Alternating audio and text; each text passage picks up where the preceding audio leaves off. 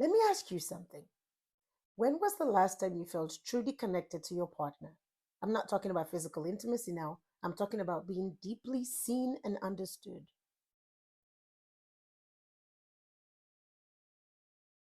Hello and welcome. I'm Dr. Dusumu and I am the founder of the School of Wife. As physicians, we face unique relationship challenges that most marriage advice completely overlooks. We deal with unpredictable schedules, life and death decisions, and the weight of patient care that follows us home. The statistics are sobering. Female physicians face 1.5 times the divorce rate of their male colleagues, and 43% of female physicians cite relationship strain as the major cause of burnout. But it doesn't have to be this way. After talking to many physician wives, I've identified 7 dimensions of intimacy that are critical for marriages to thrive. And today I'm sharing with you this intimacy prescription. By the end of this video, you'll understand exactly where your connection might be suffering and specific antidotes that work with physician schedules, not against them. Let's begin with the first dimension of intimacy. The first dimension is emotional safety. Having a place where that strong doctor armor can finally come off and you can rest. Emotional intimacy is having a safe harbor where you can admit that everything is not okay, where you can admit to being uncertain and not be judged, where strength and vulnerability are equally valued. That is a place of emotional intimacy.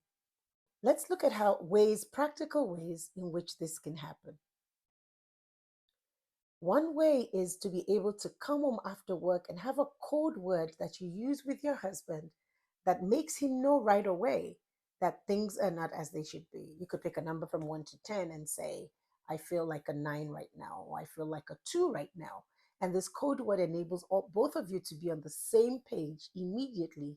And therefore, your partner knows what's going on and is able to support you.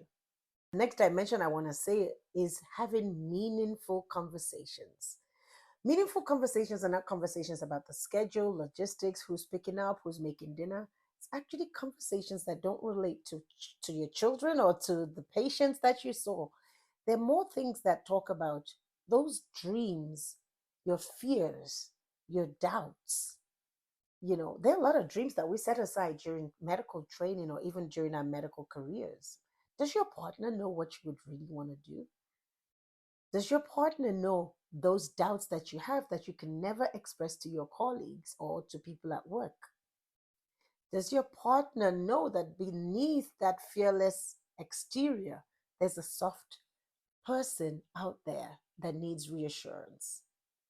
So let's look at dimension 3, comfortable silence.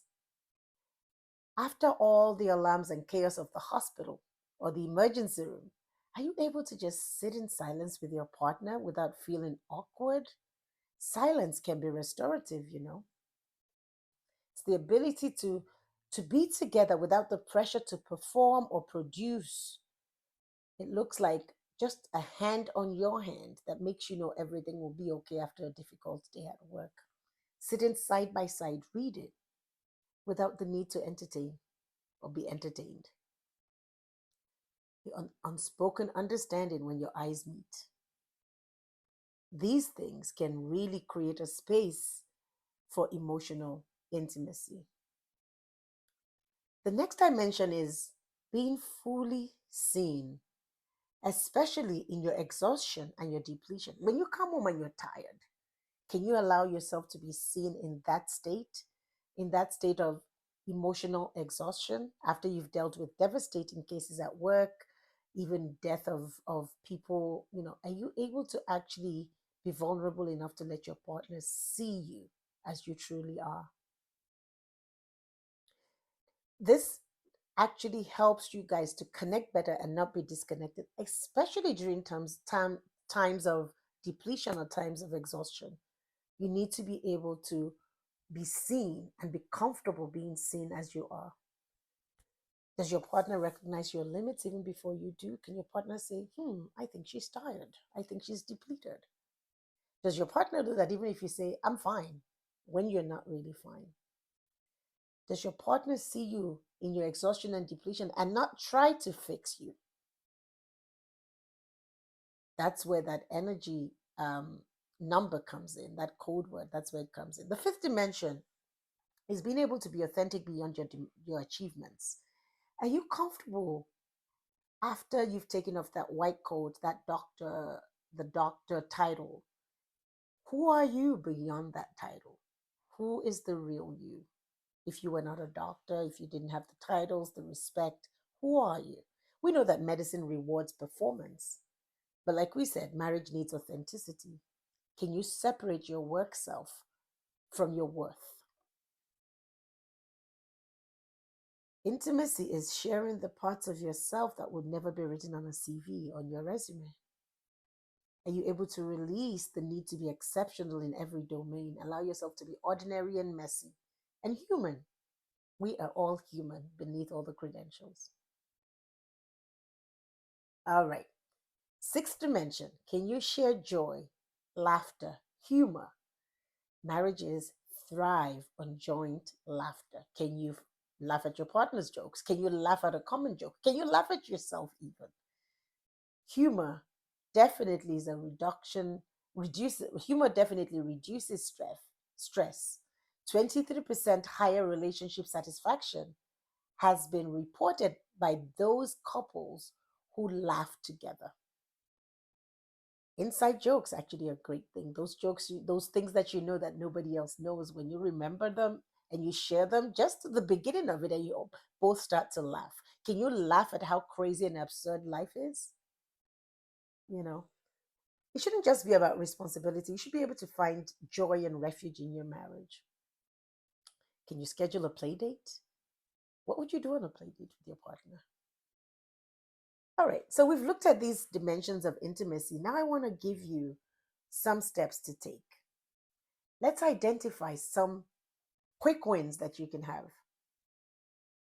The first win, and these things can be done in 3 minutes or less. I know you're busy, but 3 minutes, if you give me 3 minutes, I can give you some things to do that would actually make the difference in your relationship. Let's start with being seen. You know, our senses are there for a reason. Being seen. I want you to sit next to your partner or across from your partner, or you can do this standing, and just sit or stand at arm's length and just gaze into one another's eyes. No words, no phones, just gaze. Start with 30 seconds because this can be awkward if you've never done it before. You can blink, you can smile, but no words. Just deeply gaze into each other's eyes. Start with 30 seconds and gradually increase to a minute, 2 minutes, and see how that feels. You can also add to this some breath work. Take deep breaths as you do this. It gives you something to do. You can close your eyes for a few seconds in between if it becomes overwhelming for you. This is science backed. Do you know that babies bond with their caregivers by looking them straight in the eye, gazing into the mom or caregiver's eyes as they're being fed?